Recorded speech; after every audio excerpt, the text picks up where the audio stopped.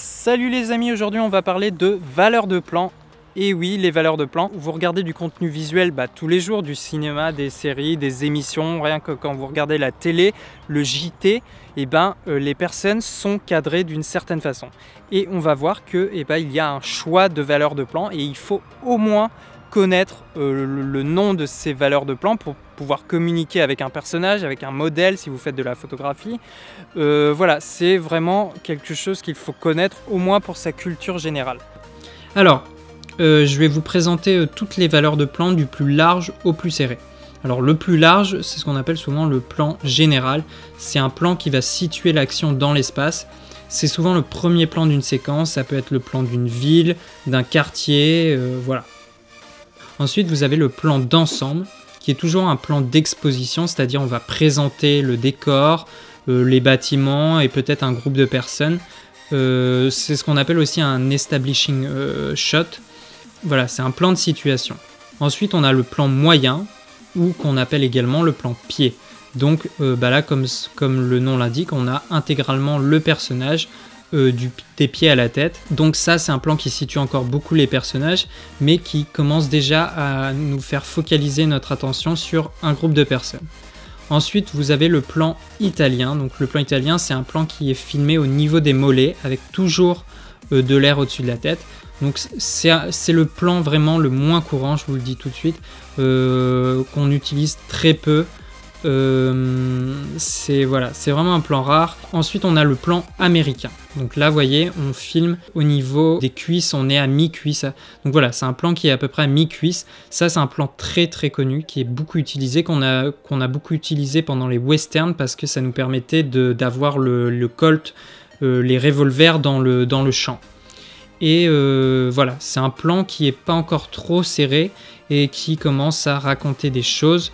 On commence à se rapprocher du personnage. Ensuite, on a le plan taille. Donc, on resserre pour avoir des réactions. On peut avoir 2 ou 3 personnes dans le cadre. On peut encore avoir 2 ou 3 personnes dans le cadre, mais là déjà, il faut leur demander de se rapprocher parce que déjà, l'espace n'est pas du tout le même. Ensuite, on a le plan poitrine, donc comme le nom l'indique, un plan au niveau de la poitrine, avec cette fois on est dans la confidence des dialogues, on est dans la confidence du personnage, le personnage vraiment commence à prendre une place importante dans l'image. Ensuite, on a le plan cravate, donc là c'est quasiment impossible de mettre 2 personnes ensemble, à moins qu'ils soient vraiment à quelques centimètres l'un de l'autre. Donc là, je passe sur un seul personnage. Donc plan cravate, voilà, un plan au niveau qui s'arrête au nœud de cravate tout simplement. Voilà, c'est un plan déjà beaucoup plus serré où clairement on est dans le jeu du comédien, on est face aux émotions du comédien. On a ensuite un plan très connu qui est le gros plan. Donc c'est un plan qui nous permet de lire les émotions du personnage. On rentre vraiment dans la psychologie du personnage. Et là en fait, vous allez voir qu'en fait, on commence de manière générale, quand vous êtes à partir peut-être du plan cravate et des gros plans, on laisse toujours de l'espace sous la gorge et on commence à tailler au niveau des cheveux du front.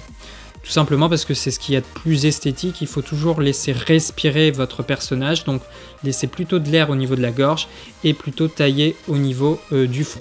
Et donc ensuite le très gros plan, là on va vraiment mettre l'accent sur un détail du personnage, sur une cicatrice, sur un tatouage, sur un jeu de regard, sur les yeux. Même là par rapport à mon plan on pourrait être encore plus serré. Voilà, c'est vraiment un des plans les plus serrés. Après, vous passez en macro et vous faites et vous pouvez encore avoir des plans vraiment plus détaillés. Et on a également éventuellement un plan qui est un peu à part, mais qui a un nom, c'est le plan d'insert. C'est en fait des gros plans d'un objet qui permettent de rythmer le montage. Par exemple là, le plan sur la garde de l'épée dont mon personnage va se saisir, ça on pourrait appeler ça un plan d'insert. Voilà, c'est vraiment c'est des gros plans qui permettent de rythmer le montage. Voilà les amis, c'est tout pour cette vidéo, alors n'hésitez pas à pratiquer et surtout à faire varier les valeurs de plan. J'espère que vous avez appris quelque chose et dans tous les cas c'est super important, au moins pour la culture et pour la communication avec les autres, de connaître ces valeurs de plan.